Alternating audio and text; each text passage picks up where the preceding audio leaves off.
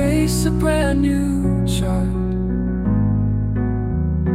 for the head and for the heart. It's your journey, your tools. Welcome back to the Deep Dive. Today, we're not just skimming the surface of mental wellness.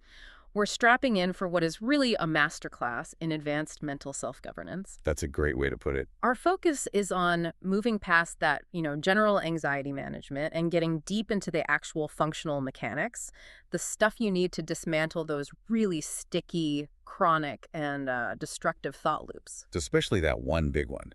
The one that's just everywhere. The omnipresent, anxiety-fueled, catastrophic prediction we all know as the what-if phenomenon. That's right. Our mission today is pretty exhaustive. We're aiming to provide a really solid, evidence-based roadmap that integrates the best of traditional cognitive tools with more modern acceptance strategies. And to really get the power of this roadmap, you have to understand where it all came from. The sheer historical weight of cognitive behavioral therapy, or CBT. Exactly. It wasn't just another flavor of therapy that came along. It was a genuine paradigm shift.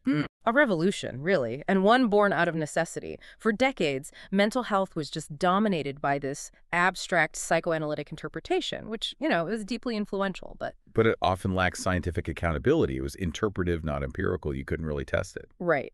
And that brings us to the context of the 1950s, what the source material calls the empirical vacuum. This is so crucial to understand. It really is. You had researchers like Hans Eysenck publishing these really influential critiques.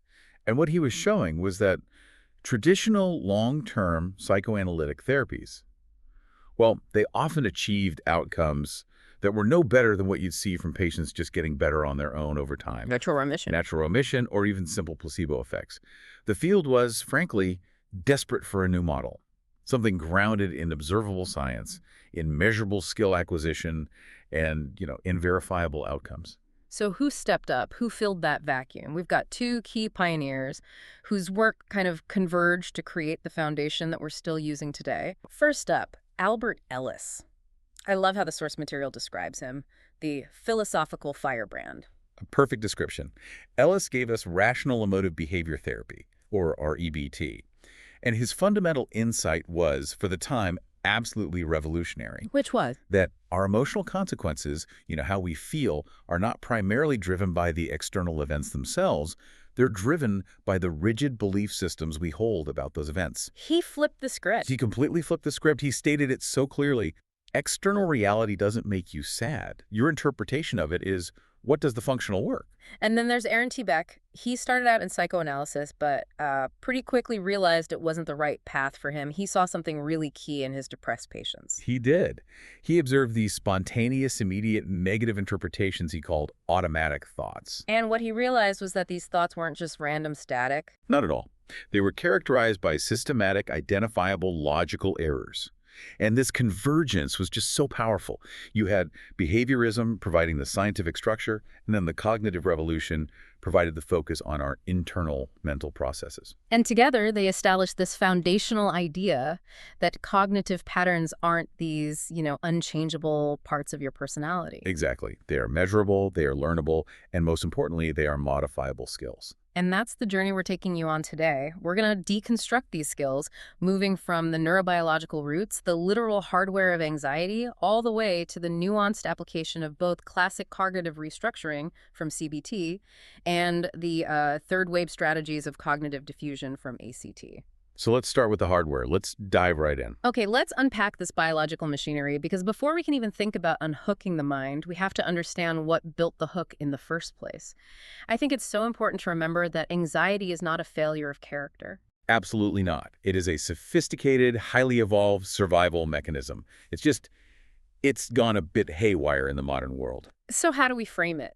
It's best to frame it as a kind of communication breakdown in the brain's control center. When we explain this, we often simplify the brain's architecture into three functional divisions.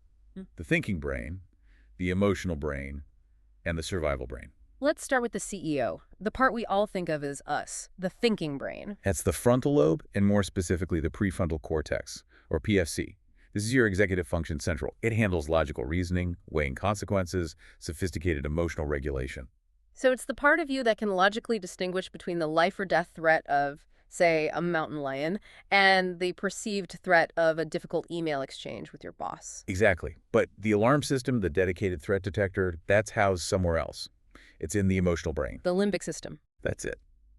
And the star of this particular show is the amygdala. The amygdala's job is rapid, immediate processing of emotional significance. It's what kicks off that famous lightning-fast fight, flight, or freeze response. And then the survival brain, the brainstem, just carries out the order. It executes the physiological commands. Dump adrenaline, raise the heart rate, restrict blood flow to the gut to prepare the muscles for action. And here is the absolute core of the problem, what's called the cortical hijack.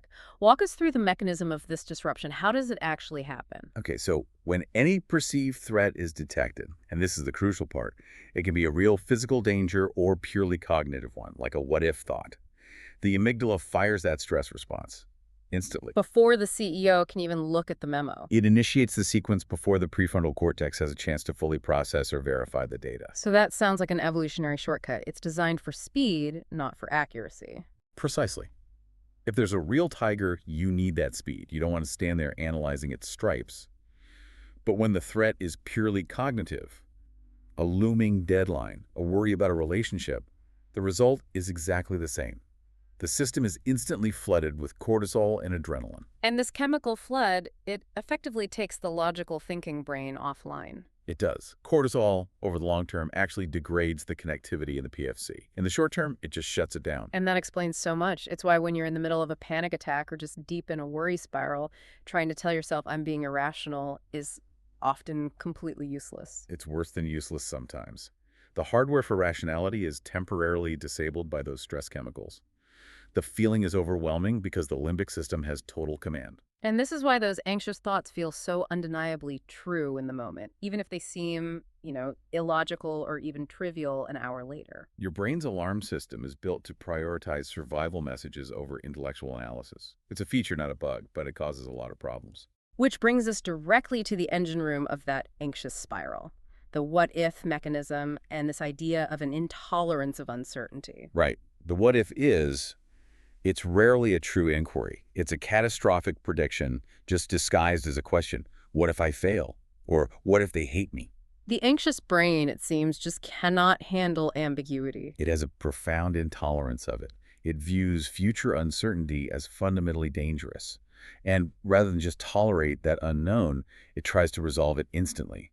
And how does it do that? By generating the worst possible narrative. The worst possible narrative. It demands certainty, and the only certainty it can find is disaster. And then the body, which is already in this physiological high alert state, it starts to validate the mental horror show. Yes, exactly. The body fails to distinguish between the real danger of a tiger and the worried thought. If you think, what if I lose my job, and your heart starts racing and your palms get sweaty? Your limbic system registers that physical state as proof of imminent danger. The body's panic confirms the mind's fear. It creates this incredibly powerful, self-perpetuating feedback loop. And that confirmation loop, that's what CBT defines as emotional reasoning, right? You believe the catastrophe is real simply because you feel the terror of it. The feeling becomes the evidence. I feel it, therefore it must be true. So how do we map this out? How do these neurobiological signals translate into our day-to-day lives? To organize all this, we use what's called the cognitive model, often visualized as the thought triangle. It's a simple map of the reciprocal, constant relationship between our thoughts, our feelings, and our behaviors. Let's walk through the whole cycle. And let's use a slightly more complex social example to show just how fast that cognitive error can take over. Okay, so we start with the trigger, or the activating event. Yeah. Let's say I sent a proposal to my client asking for an extension, and they haven't replied in 4 hours. That is the objective, verifiable fact. And the anxious mind instantly, without any conscious thought, generates an automatic thought. Right. And that thought is the immediate, non-deliberate interpretation. Something like, they are probably furious with me, or they are intentionally holding out to teach me a lesson. And that thought instantly triggers a strong emotion. Intense anxiety, maybe some shame, possibly even anger. And that powerful emotion then drives a measurable behavior. Yes. The person, who is now flooded with shame and anxiety, engages in what we call an away move. They might start compulsively checking their phone every 30 seconds. Or they're drafting 4 different apologies in their head that they never send. Or they just withdraw from other work because they're paralyzed by this one thing. Maybe they even send a follow-up email apologizing profusely for just asking for the extension in the first place. And this is the insight that everyone listening needs to really internalize. That behavior, it isn't solving the problem, it's reinforcing the distortion. Absolutely. By sending that premature apology, you're signaling guilt. You're reinforcing your initial thought that you were wrong to ask. You solidify the distorted belief that the client was angry, even if the truth is they were just in a meeting and hadn't seen the email yet. So the intervention point, the place to break the cycle, has to be the thought. It has to be. The thought acts as the mediator between the objective event and your subjective reaction. If we can change how we process that thought, we can reroute the entire emotional and behavioral trajectory. Okay, so if the thought is the target, we need a really precise vocabulary to label the errors we're looking for. These are the cognitive distortions.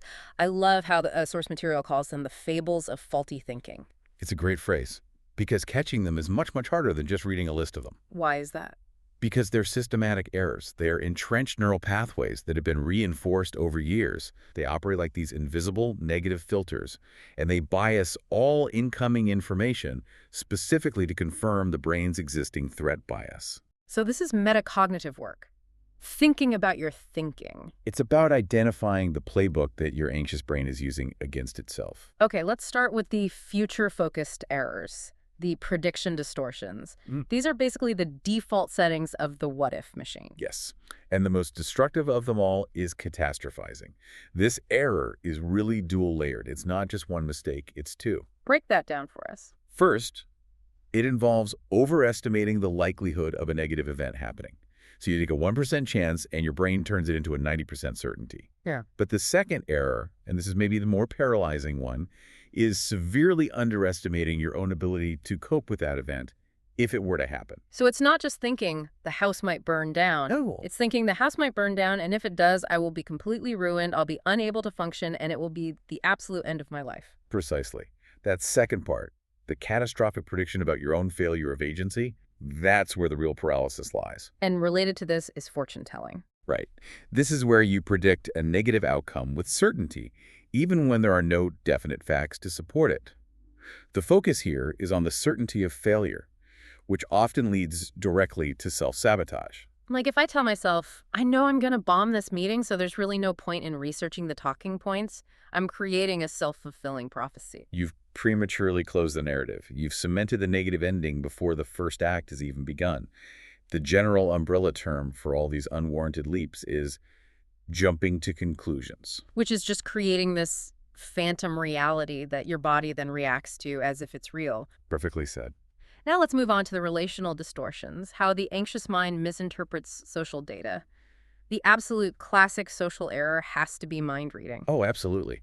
Assuming you know what's going on in other people's heads, their internal and usually negative states, this is almost always pure projection. The anxiety you feel makes you assume that the slightly furrowed brow on your colleague's face means they're judging your work. When in fact, they might just be tired or thinking about what to have for dinner or have a headache. It has nothing to do with you. And the next one is complex, personalization, and blame.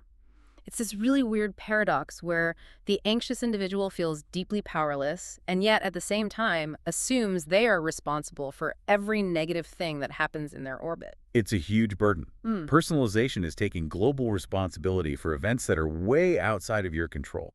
A common example. The team failed to meet the quarterly quota. I must not have led them effectively enough. This is all my fault. You become the sole cause of these complex, multi-factor outcomes. Right. And blame is just the flip side, overlooking your own role and assigning fault externally. Both of these errors stem from this overwhelming need to find a single, simple cause for things, regardless of how accurate that is. And then there's labeling, which is just so damaging to your self-concept. It's the highest form of overgeneralization. Instead of noting a specific mistake, I made a typo in that email, the person applies a global negative label to their entire identity. I am an idiot. You fuse yourself with a temporary failure. Which makes it incredibly hard to move past the error. You're not someone who made a mistake. You are the mistake. Okay, let's pivot now to the evaluation distortions. This is about how we process incoming data, starting with the foundation of all perfectionism, all or nothing thinking, black and white thinking. This is the enemy of sustained effort. The world exists only in absolutes. You're either a success or a failure, perfect or worthless. If a project isn't 100% flawless, it's immediately discounted as a 0% failure. That's devastating in a professional context. You miss one minor detail in a huge presentation. And instead of realizing the presentation was 99% successful, the only thought you have is, I failed and everyone noticed. The mental filter is also fascinating in how selective it is. It's filtering all of reality through this tiny negative lens.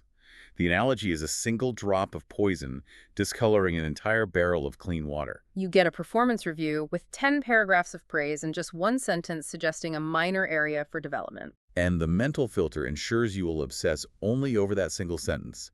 The 99% positive feedback is simply invisible. It doesn't exist. And then there's the truly corrosive one, discounting the positive. You mentioned it was more malignant, more dangerous than the filter. Why is that? Because the mental filter misses the positive. Discounting the positive sees the positive and then actively argues against it.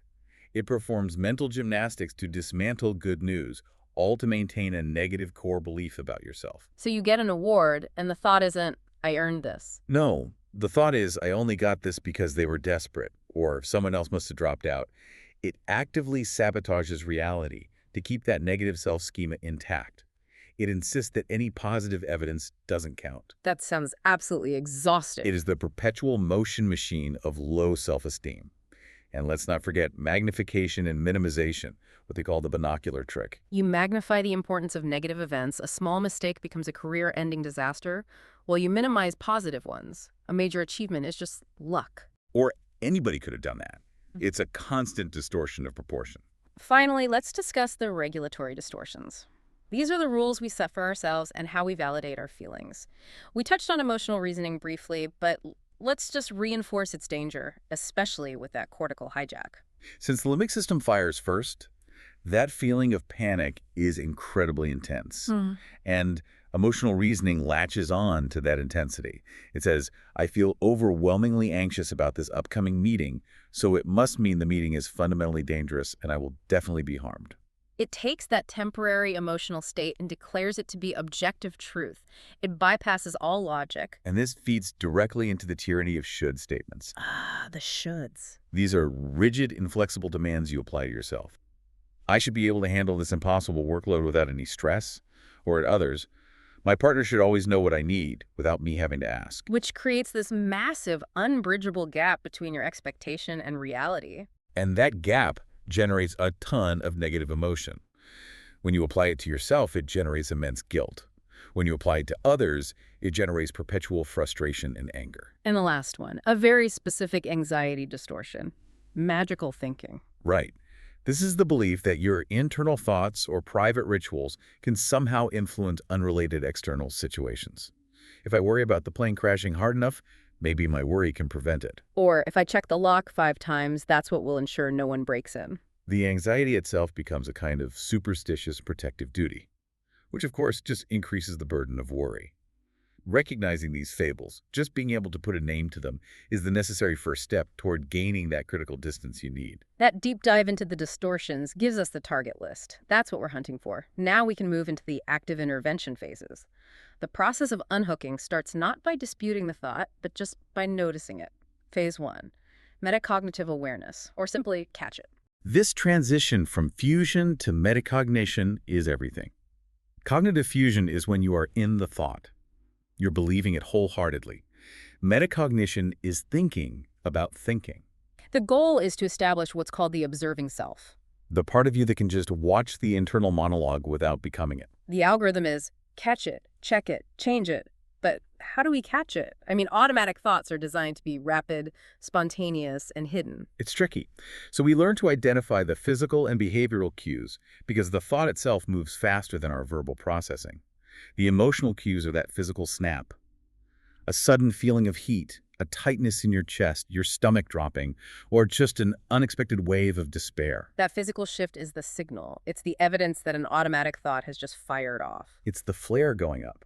And the behavioral cues are that immediate compulsion to act against your own best interests. Like the sudden urge to withdraw from a conversation. Or the immediate impulse to scroll through social media, to numb whatever you're feeling, the need to procrastinate on a critical task, or that overwhelming pull to seek reassurance from a friend. Do you think I handled that email okay?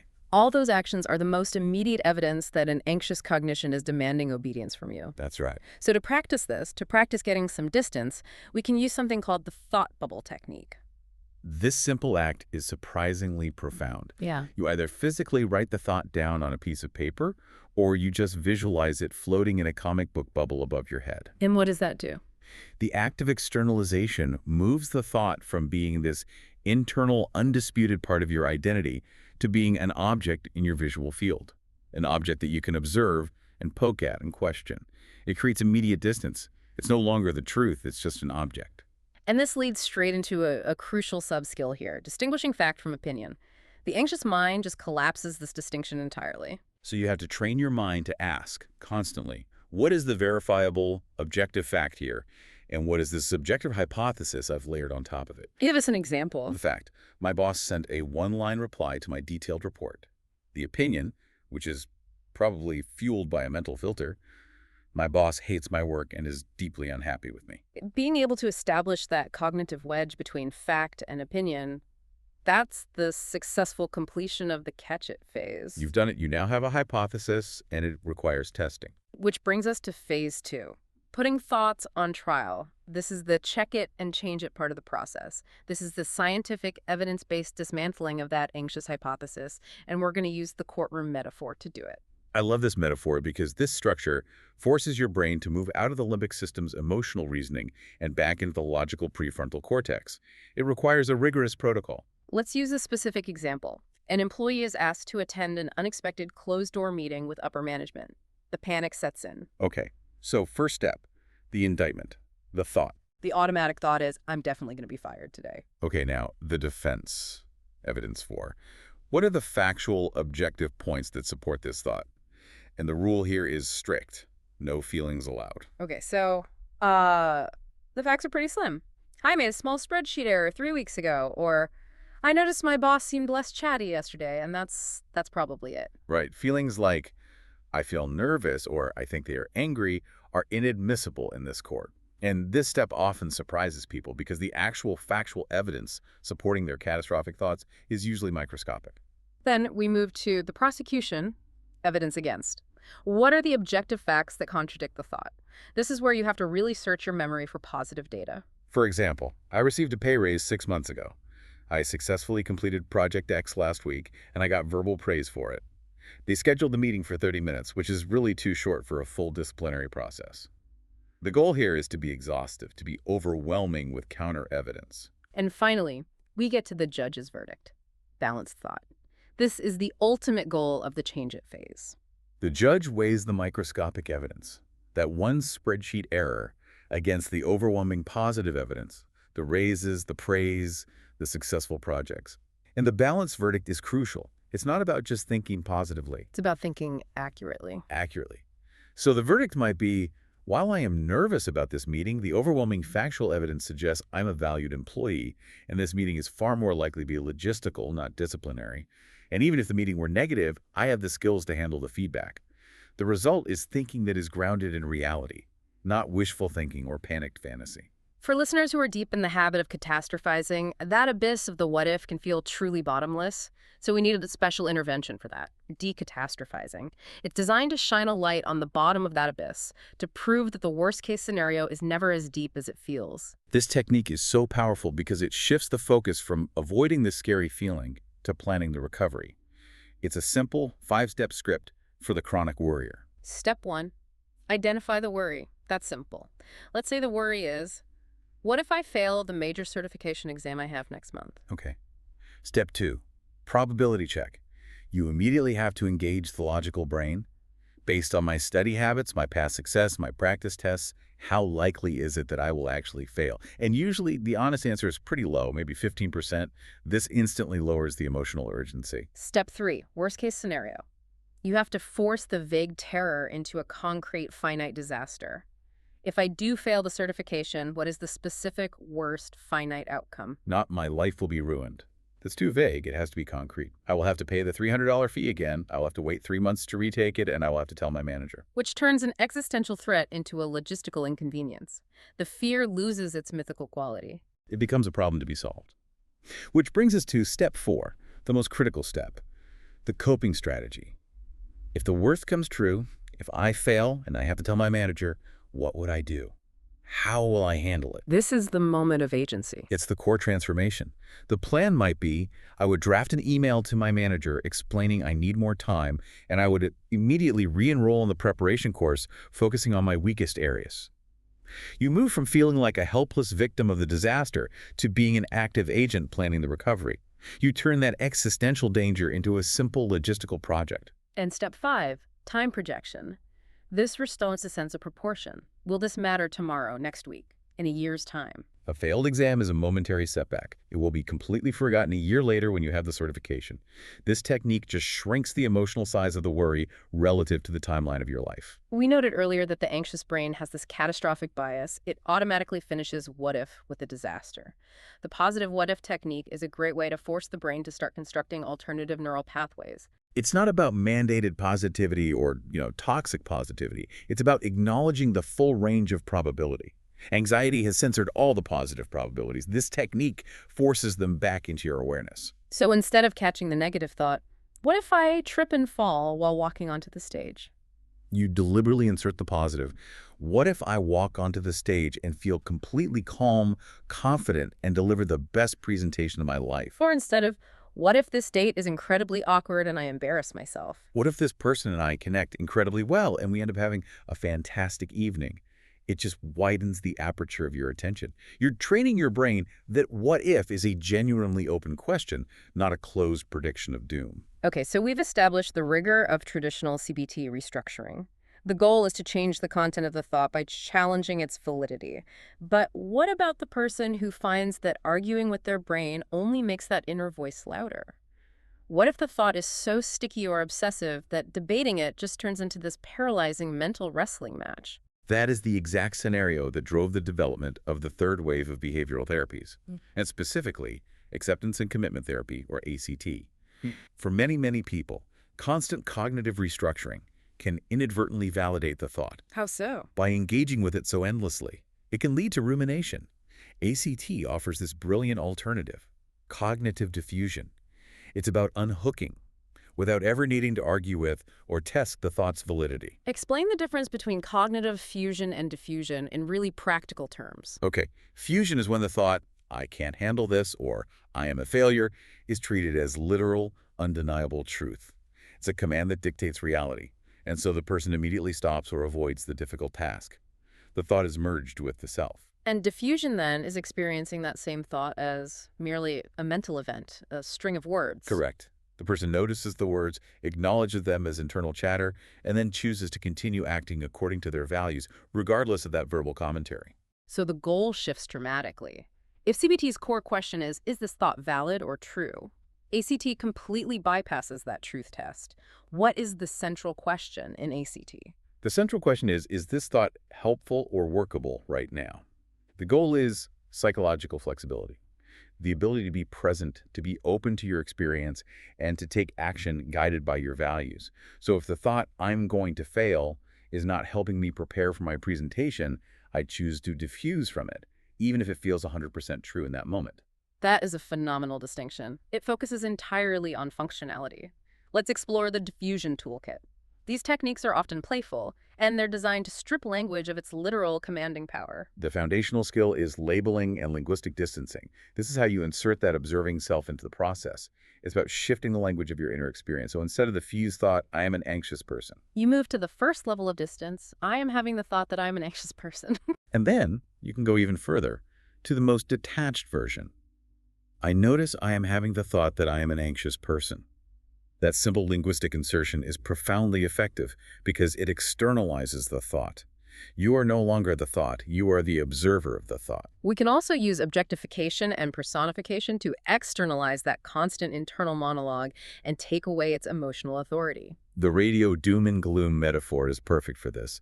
You just realize that your mind is like an unchangeable radio station that broadcasts catastrophic news 24/7. You don't try to turn it off or smash the radio. No, you can't. You just choose to focus on your task while accepting the persistent, irritating background noise. Yeah. You just notice, radio doom and gloom is playing my greatest fear hits compilation again. And I appreciate this slight humor in the thinking the mind technique. It turns a command into just a suggestion. It does. When your brain offers a catastrophic prediction, you will definitely be late for this. You just give it a polite, almost sarcastic nod. Thank you, mind, for that interesting contribution. Or, got it, mind, I heard the warning. You acknowledge the thought without obeying it. You treat it like an overzealous but ultimately unnecessary assistant. The visualization metaphors are also key for sustained diffusion practice, like leaves on a stream. This is a classic ACT technique. It requires a bit of visualization. You imagine yourself sitting by a metaphorical gentle stream. And for every thought or feeling that arises, good, bad, neutral, whatever, you just place it on a leaf and watch it float downstream. Without judgment. Without judgment. You are specifically avoiding the urge to analyze the thought or speed up the leaf or stop the flow. If your mind gets hooked and you get distracted, You've fallen in the stream. you've fallen in. You simply notice that, return to the stream bank, and continue watching the leaves pass. And Clouds in the Sky offers a massive perspective shift. Here, the self is visualized as the vast, enduring blue sky. It's infinite and unchanging. And your thoughts and feelings are just temporary weather. Clouds, storms, fog. A massive thunderstorm of anxiety might pass through, but it never, ever damages or alters the sky itself. It simply passes. For listeners dealing with particularly potent symbolic words like failure, hate, or danger, we can use mechanical stripping techniques to neutralize their emotional punch. The repetition technique is surprisingly effective. You choose a really distressing word, say failure, and you just repeat it out loud, rapidly, for 45 to 60 seconds. What happens? What inevitably happens is the word loses all its semantic meaning. It just dissolves into a meaningless, vibrating sound. It strips away all the heavy emotional symbolism that it normally carries. And then there's the most playful technique, the one that really breaks the tragic context, singing thoughts. It sounds silly, but it works. If you take a truly painful, self-critical thought, nobody likes me, I'm a terrible friend, and you sing it to the tune of something absurd like happy birthday or the theme from a cartoon. It's functionally impossible to treat the content as a profound tragedy anymore. The emotional context is instantly shifted to absurdity. Your mind has to realize it's just a noise. So all of these tools, they're all leading toward one critical decision point, what's called the choice point. This is about mapping that ultimate moment of decision. First, you identify the hook. That's the anxious thought or feeling. That hook will always try to pull you toward away moves, avoiding the presentation, withdrawing from friends, drinking, ruminating. And the goal is to choose towards moves. Behaviors that are aligned with your core values, like connection or learning or health. The choice point is that moment when you notice the pull of the hook and you consciously choose the value-driven toward move despite the presence of anxiety. We've covered the internal mastery, the restructuring of CBT, and the distance of ACT.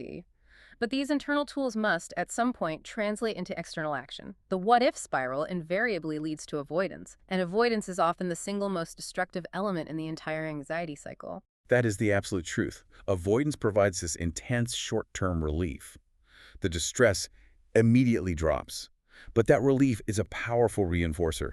It teaches your brain that the only way to be safe is to run away. Which guarantees the long-term maintenance and strengthening of the initial fear. Exactly. You are actively teaching your brain that the feared situation was, in fact, truly dangerous and must be avoided at all costs. So we need to push action before the motivation is felt. We do that through behavioral activation. Action precedes motivation. Anxiety and depression cause withdrawal. They sap your energy. Behavioral activation means prioritizing and engaging in specific, usually value-driven activities, calling a family member, starting the project outline, going for a scheduled run, despite the lack of energy or the presence of fear. You change the doing to change the feeling. That's the mantra. And for confronting fear itself, the clinical gold standard is exposure therapy or systematic desensitization. This is where the real durable learning happens. It is. Exposure works through two critical processes. First, there's habituation. The fear response is physiologically expensive. Your body can't maintain that peak level of panic forever. It naturally decreases over time, just through sustained repetition. And second, There's inhibitory learning. Your brain learns that the feared outcome, the catastrophe, does not actually occur, which inhibits the conditioned fear response. But there's a critical nuance here, one that our deep dive audience really needs to know. Exposure fails if the person relies on safety behaviors. What are those, and why do they have to be eliminated? Safety behaviors are these subtle, sneaky actions that you take during the exposure that you believe are keeping you safe, but which actually prevent true inhibitory learning from happening. Give us an example. Let's say you're afraid of social rejection and you agree to go to a party, which is the exposure. But then you spend the entire time checking your phone or drinking excessively or seeking constant reassurance from the one friend you came with. You haven't actually exposed yourself to the fear. Because your brain concludes. The party was safe because I had my phone as a shield. The learning is attributed to the safety behavior, not to the reality of the situation. So for successful exposure, you have to create a fear hierarchy, rank situations from 1 to 10, and then confront them systematically starting from 1, without the phone, the reassurance, or the distraction. Absolutely. And you have to stay in the experience long enough for that habituation curve to kick in, often 45 to 60 minutes. And you must disallow all safety behaviors. That's the only way the brain truly learns the new, safer narrative. Let's pivot to a major source of functional anxiety, our interpersonal lives. Anxiety so frequently manifests as an inability to set boundaries, and it's driven by those punishing should statements and a deep, deep feel of rejection or abandonment. And when the anxious person finally does manage to set a boundary, the emotional backlash is intense. It's often this profound, overwhelming guilt. The cognitive link here is the need to challenge the thought. I feel guilty for setting a boundary, therefore I must have done something wrong and I am a bad person. To counter that, we need a kind of cognitive scaffold firm, assertive scripts for those high-pressure moments, the moments when the anxious individual usually just crumbles into compliance. The scripts have to be brief and non-apologetic. Yeah. You can start with validation, but you have to end with firmness. Examples would be, I appreciate you asking, but I have already committed to a different priority, so my answer is no. Or, I understand this is important to you, but I've given it careful thought and my decision regarding my time is final. That requires very little emotional energy to defend. And for the most intense pressure or pushback, the individual needs a termination script. Full stop. I am not willing to discuss this further. I have already made my decision and this conversation is over. Yeah. It's non-negotiable and it just shuts down the debate loop immediately. And crucially, we have to address reframing boundary guilt. When that feeling hits, I feel so guilty for saying no, you have to challenge the underlying belief. The challenge is straightforward. Is it a fact that saying no makes me a bad friend or a bad employee? No. It's a fact that I am protecting my health and my energy. The reframed thought is so important. Honoring my need for rest today allows me to be a more present, engaged, and supportive friend or colleague in the long run. You reframe the boundary not as a selfish act of denial, but as an act of stewardship over your own capacity. Now, before we conclude, we have to include a vital caveat. The limitations of this cognitive toolkit, particularly when we're talking about deep trauma and complex PTSD, CPTSD. This is a crucial ethical and clinical distinction. For individuals with CPTSD, standard CBT restructuring challenging the truth of a negative thought can feel profoundly invalidating. And there's a good reason for that. Which is? The what if in trauma is often based on a what did. Their past fear was real. The danger was real. And in complex trauma, the dysregulation is deeply physiological. The nervous system is running the show, and cognitive tools alone often fail if the body is stuck in hyperarousal or a chronic freeze state. Telling the mind a fact is irrelevant if the body feels like it is fighting for its survival. Exactly. The required adaptation here is trauma-focused CBT, TFCBT, which always prioritizes safety building and affect regulation before any cognitive work is done. We have to integrate grounding techniques first. What's a practical example of that, of affect regulation that has to come before the cognitive challenge? Grounding techniques are key. If a client is dissociating or hyper-aroused, the first step is the 5-4-3-2-1 technique. You have them name 5 things they can see, 4 things they can touch, 3 things they can hear, 2 things they can smell, and 1 thing they can taste. And that immediately directs their attention away from the racing internal narrative. And forces the brain to reconnect to the tangible, safe environment of the present moment. Once the body is regulated, then the mind can safely move on to distinguishing the past danger from the present safety. A vital distinction. It really is. So if there is one core principle we want everyone listening to internalize today, what would it be? It would be that the goal of this entire integrated toolkit, CDT, ACT, and all the behavioral work, is not to silence your brain. That's impossible. The brain is an ancient survival machine. It will always generate warnings and what-ifs. The ultimate goal is to achieve a flexible mind. A mind that can make strategic choices about how to respond to its own internal noise rather than being ruled by it. So let's quickly review the unhooking decision matrix we've built today. When do you deploy which tool? Okay, if you identify factually incorrect thoughts, those that just fail the evidence test and are based on poor data, you use putting thoughts on trial and decatastrophizing. You challenge the evidence, you plan the recovery. But if you are dealing with those sticky, repetitive worries that just won't stop arguing back, or if cognitive restructuring seems to increase your rumination, Then you switch to ACT diffusion, label the thought, think your mind, or use the visualization metaphors like leaves on a stream.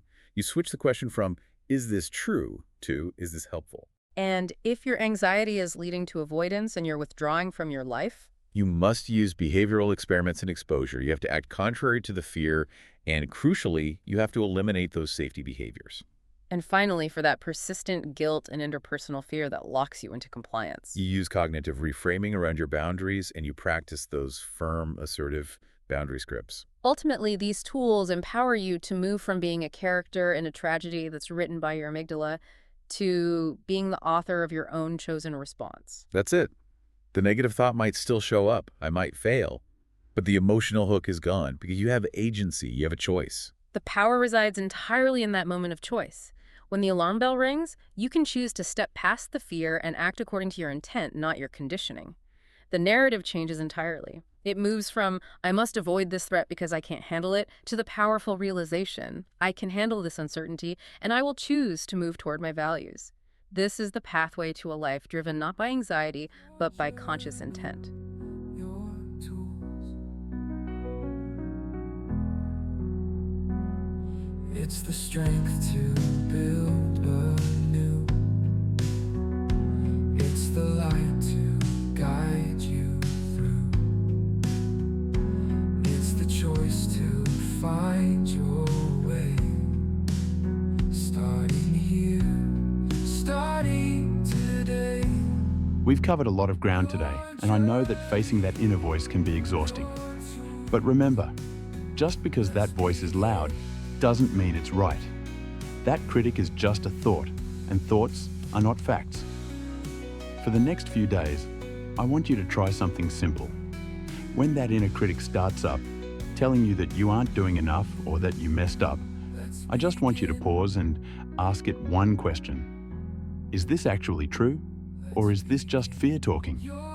If you are finding it hard to separate the truth from the noise, open the Your Journey, Your Tools app. Use the journal feature to dump those thoughts out of your head and onto the screen. Sometimes just seeing the words written down is enough to take away their power. Next time, we are going to stop overthinking and start feeling. We'll be moving out of the brain and into the body with Episode 3, Bottom-Up Tools for a Regulated Nervous System. Until then, be gentle with yourself. You're doing better than you think. I'll catch you on your journey.